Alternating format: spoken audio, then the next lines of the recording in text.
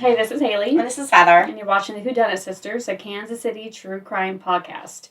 This episode is on Matthew Gatson. On December 11th, 2022, Matthew Gatson and his fiancée were on their way back to pick up their son at Matthew's mom's house. On their way, he noticed a SUV following him, and it pulled up alongside them and pretty much just shot up the car. The fiancée has a bullet still lodged in her back, and Matthew ended up dying that night. So please come forward. We're just looking for witnesses. We need someone to stand up for Matthew and his fiancée and their family so we can get justice for their family. Thanks for watching. Thanks. So Matthew, he loved to rap. He loves to rap. Like, rapping was his thing. And that's how he got all of his angry, anything that he's feeling, he's going to put it down on a rap, and he's going to rap about it. And you're going to know that he's talking about you because you're going to tell by his rap. He had a dream that he was going to get us out ghetto. Whole time it was you, but I ain't even tripping. I got dreams in the coop, and you try to down me, but it's jokes on you. You just mad, got better things to do. I'm made for this shit, I grind for it too. You say you love me, but that ain't the truth. Get y'all out the ghetto, mama. We gonna make it, we gonna go big, you know. If I move with the two, so bitch, watch your move. I bounce out on two, I'm aiming at your roof. I'm made for this shit, so much pain as a kid. None of the flames when I see it. Freedom change real quick, freedom change, fuck the pigs. Cause my niggas on my mind. They ain't doing life, but they running out of time. I got a couple clips from his fiancée. She was going through her phone, and he had her phone where he was mad at her one day.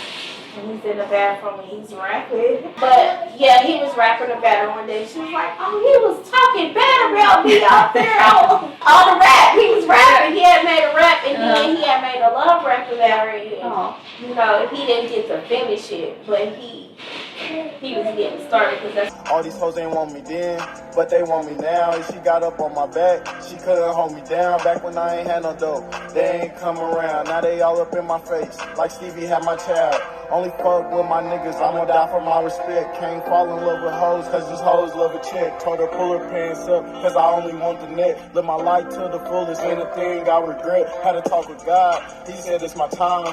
I know I'ma shine, I just gotta grind.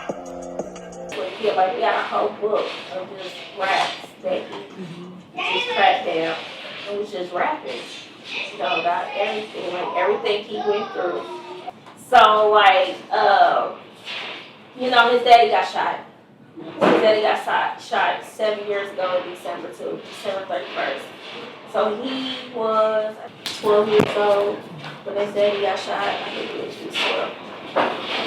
He decided that he was the man of the house. Like, I just want, you know, my focus from all my kids is just to go to school, be the best that y'all can be. You don't need to worry about those things. That's for me.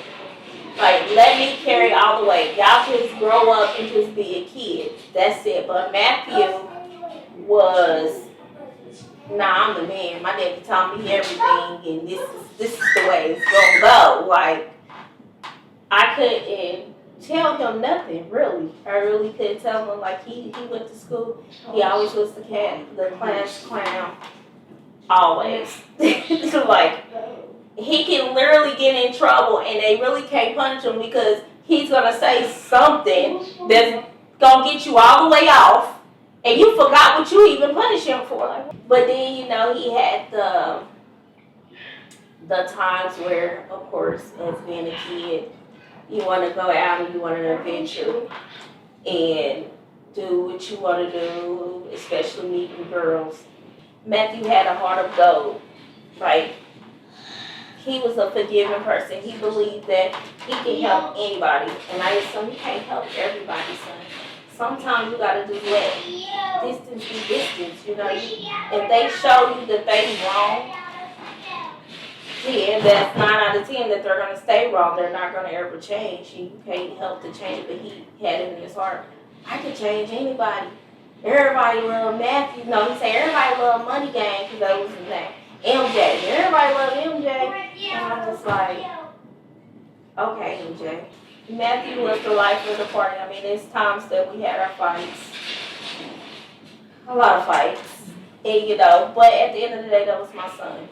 So, I mean, he could tell me he hate me, and then the next minute is, Mom, you got $2. You just told me you hate me, but you need $2. Yeah, boy, it's over here in my wallet, you know, but that's what we do. That is truly what we do. But, I miss him. I miss him calling me saying, Mom, what you cook? I'm about to come raid your refrigerator, I need some snacks. And I'm like, I'm not the grocery store. Yes, you are. Yeah, come right over, go to the kitchen, give him some snacks, and he's gone about his way.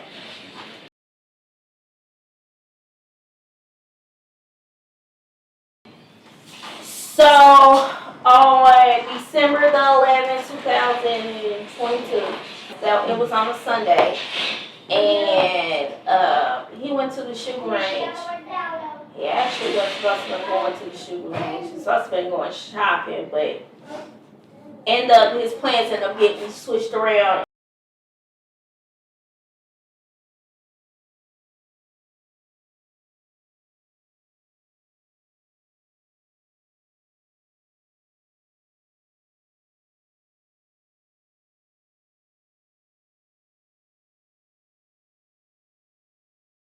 And he was leaving. I had my grandson. They dropped him off to me, and he stopped at his grandma's house. And leaving his grandma's house, he had actually called me. He was like, Mama, what Bubba doing? And I was like, he rolling around on the floor because that's what he was doing. He had my laundry basket because I was doing laundry.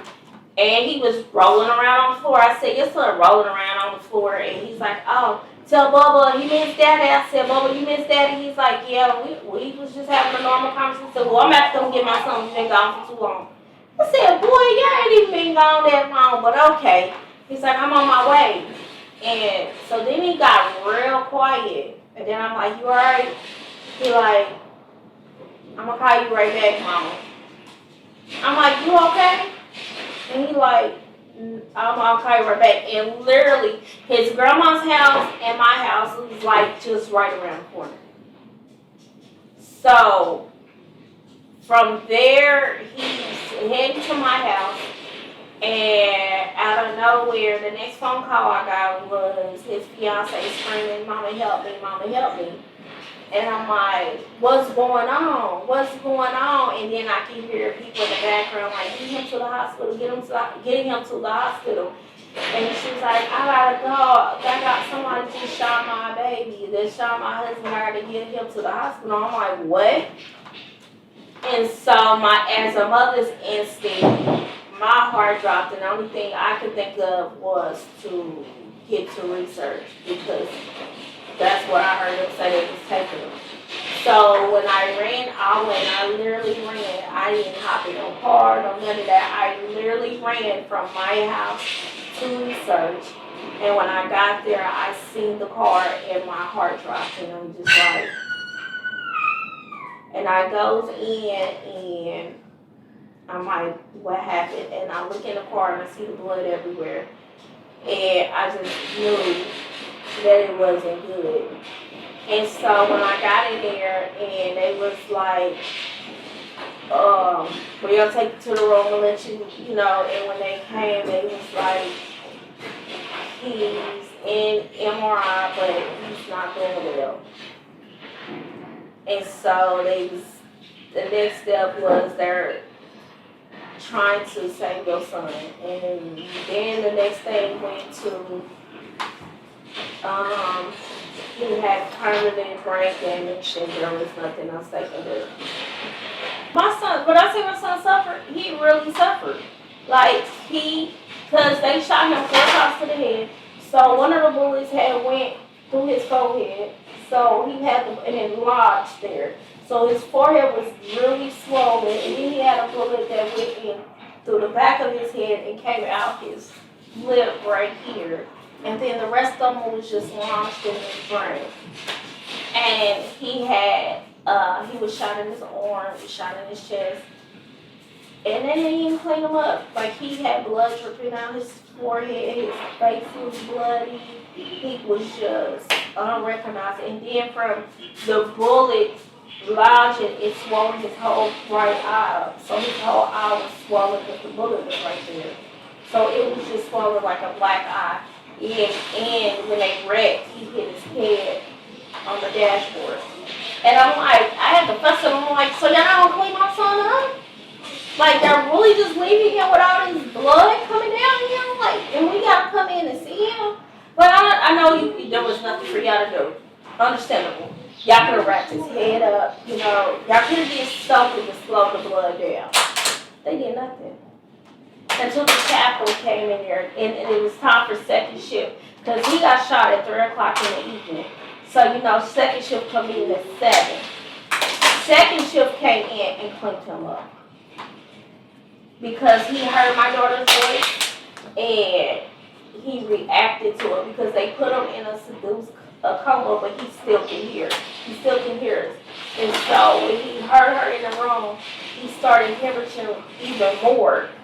And so they had to rush him out of there and try to clean him up and calm him down and stuff. And they was like, well, eventually his swollen on his brain is going to get so big to where it's going to stop his heart. And that's how he died. So he ended up getting shot around about 3 o'clock in the afternoon. He died at 9:48 that night. December the 11th. To me, I feel like he was set up. And my honest guy, I just feel like he was set up because he was never supposed to be there. And I always told my son, I always told him, no matter what, I said, listen, if it wasn't in your plans to do something, you do not go out your way to change your plans up to benefit somebody else, because 9 out of 10, something ain't right. And so that day just got totally flipped from the morning all the way till the time he got killed. And I just feel like if you do know and if you is involved in it, I know your conscience is eating you up. You got to. Did he meet somebody at the shooting range? He actually went to the shooting range with his uncle. Okay. They went to the shooting range with his uncle, and from there, my son ended up dead. So, and I think that's when my life changed tremendously. Like, it really did. It changed the whole lot, because losing your son, you know, my husband, it took a toll on me because my husband was shot December the 31st. He was shot in the head in front of Research Medical Center, left in the back of Research Medical Center with 2 bullets shot to the head. Still ain't found, never found his shooter. And with my husband, he's still alive, but he's partially brain dead. So, and then Matthew getting shot December the 11th, and he died. So it takes, December is a hard month for us. I try not to cry, but Never good. yeah, it's a hard month. But at the end of the day, I have 7 children that I have to continue to go for. I have a husband that I have to continue to take care of. And so trying to, take everything in, you have to just keep going. So it's very sudden when they see me break. And if I do break, it's probably like in the shower or, where they don't see it, because it's hard. It's just me. My mother, she's deceased, which Max was in heaven with her. They actually are buried right next to each other. I don't have daddy, because I have to be there for him. He has no family. No one goes up to see him, so I'm his spokesperson. Hey, we've been together for 24 years. That's all I know. Me, him, and kids. So now I have the grandson who I have to, say, okay, this your daddy. We was just talking. He come in, he seen his picture, and he's like, "Oh, Dada." I said, "Yeah, that's Dada." I said, "You miss Dada?" He said, "Yeah." And I remember when Matthew passed, and we had to view his body, and we took his son up there, and he was like, "Daddy's sleeping." He's like, "No, Daddy's not sleeping." And it's hard when a 2-year-old can look at their daddy and say he's not sleeping, because he knew. He knew that Daddy wasn't coming back home, and for a minute, he was like, "Where's Daddy at? Like, where Daddy at?" Because he's seen him on time. He's seen him on time. Matthew, we didn't see Matthew without him. Heck, me and him got into a couple of times because I'd be like, "Bring my grandson," or he'll try to go somewhere. I'm like, "You're not taking him?" "No." And he's like, "This is my son, I'm like, "Okay, whatever." But it has been, it's going on 4 months. We haven't heard anything. No one has came forward. No tips, no nothing. So as a mother, my focus is to keep his name alive, bring some type of awareness of like, y'all gotta put these guns down, This is y'all taking from families. And it's so bad that the community is where there's no snitching, Like, if you ain't snitching, I never considered it snitching, you know what I'm saying? If you know something, then you should talk, especially if that's supposed to be your friend. Because the streets talk. The streets already said what happened. We already know what happened. But it ain't nothing we can do. Nothing. Until people start talking. I know I'm going to cry at times. I know it's going to be hard times, especially holidays, birthdays. But to know that my son's at peace is more than enough for me. It's more than enough. And I have took that and I'm like, okay.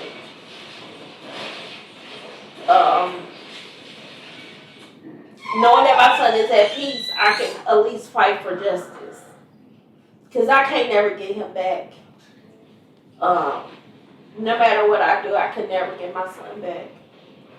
So, I have to carry memories, and I gotta just go hard in justice.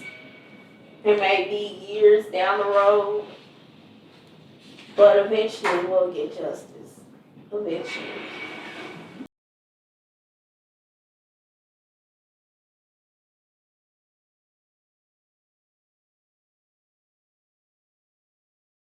So Matthew, he loves dogs too. Like he has a pit.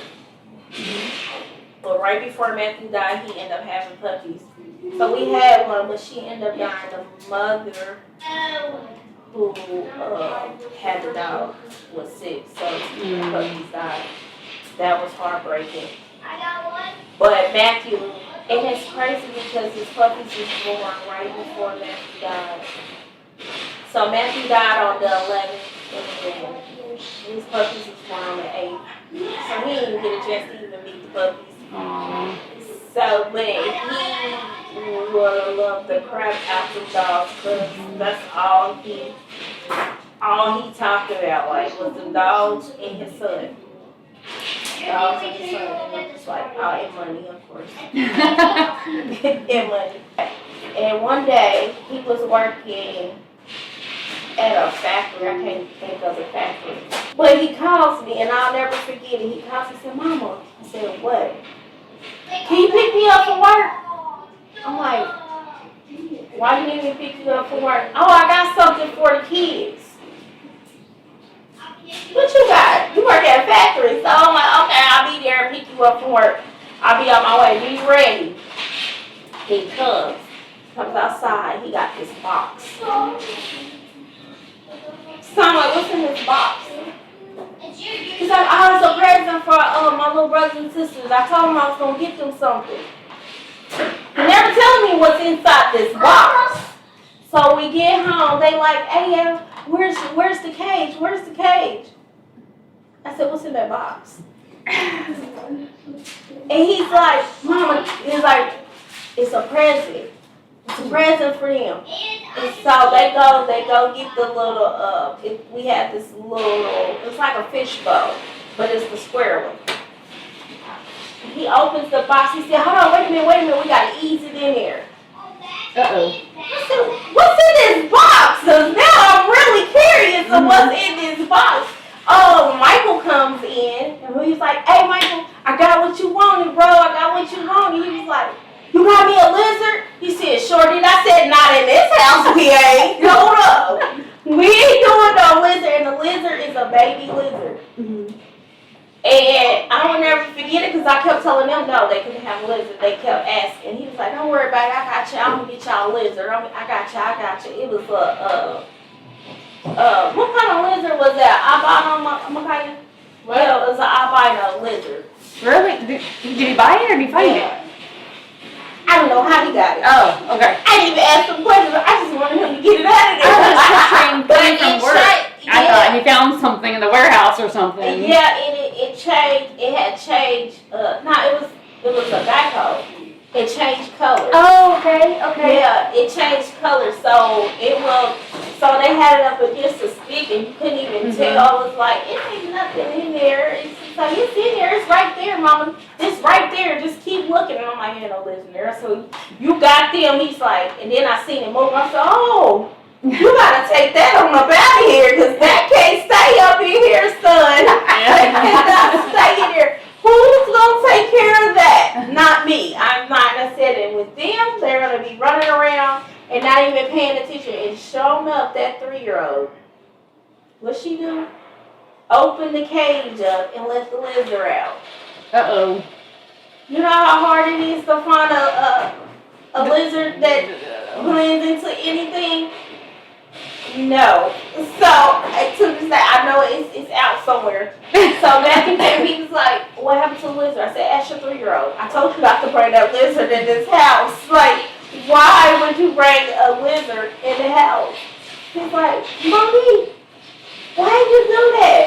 And she's like, it wanted to go bye-bye. And I'm just like, she's freeing it. Yeah. But that's just part of Matthew just making sure his brothers and sisters is just right. Like, anything they ask for, he would try. So he was like an animal lover, seems like. Yeah, he was an animal lover. Yeah. Yeah, so you're laughing this one. So we're walking, and he say, all the boys, they go down to the pond. What are y'all doing down there? Look what we found. He comes up. He said, you got a cup? And I'm like, what do you need a cup for? Oh, we found something. They go down there with these cups, and they scoop up all the tadpoles. Everybody know what they turn into, right? Right. So, and I'm like, so y'all gonna carry these tadpoles back to Kansas City? Yeah. So we get here, and I'm like, where's the tadpoles? Oh, they died inside of the cup. They was no longer living, and they dumped the tadpoles downstairs in the basement. Oh. Guess what we had all downstairs in our basement? Frogs. Oh, so they did live. They did live. And so we come here and Ribbit, he said, Mom, I think it's a frog downstairs. I said, what y'all do with them tadpoles? We pulled them out, they was dead. I said, well, apparently they wasn't dead. No. Because there's a bunch of frogs downstairs, and we could not get them frogs. And I still tell him, Matthew, do not bring out another tadpole in this house. I'm talking about, we had so many frogs, and we just kept, every time they would catch it. You know, we gotta keep it, no, let it outside, let it go. let it go. We had one big frog. He was probably got about this big. Cause he was down there over years. It just kept growing. So it's not like little itty bitty bugs down there, just keep it and we knew it was down there because we would hear it, but we couldn't find it. And so one day he was downstairs and he had a room down there, and he was in his room and he said, "Mama."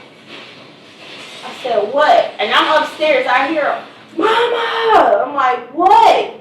Help!" So I goes down to the top of the steps and I see this big old frog. I said, "I ain't coming down here. You did that." And he's like, "You don't leave your son down here." I said, "You brought that frog up here. You get it out. Like, get that frog out of here." And he sat there. He was like, "I'm gonna get this frog." So he stood there for a minute. I said, "Well, are you gonna get the frog?" He's like, "Yeah, you got some crackers or something?" Crackers. Like, he was like, "I'm gonna give it to the frog." I said, "If you feed it, it ain't gonna go nowhere." Crackers. And so he was like, "Oh, I got some. I don't know what he had in there. He had something in there, and he took it. And no, it was I think he had something in there, but he took it. I know it was wrapped on tape, and he launched it at it. And let I tell you, that frog jumped up so high. I don't know who screamed harder, me or him. And all I know is that he was up the steps. I don't know how he did it, but we was up the steps. and he never went back down there. And so we eventually finally caught the frog. That was a big frog. We finally caught it, and we ended up letting it go, hop over it, because we stayed by a field, and so we ended up letting it go and hop over there. Matthew was truly a character, okay? He really was.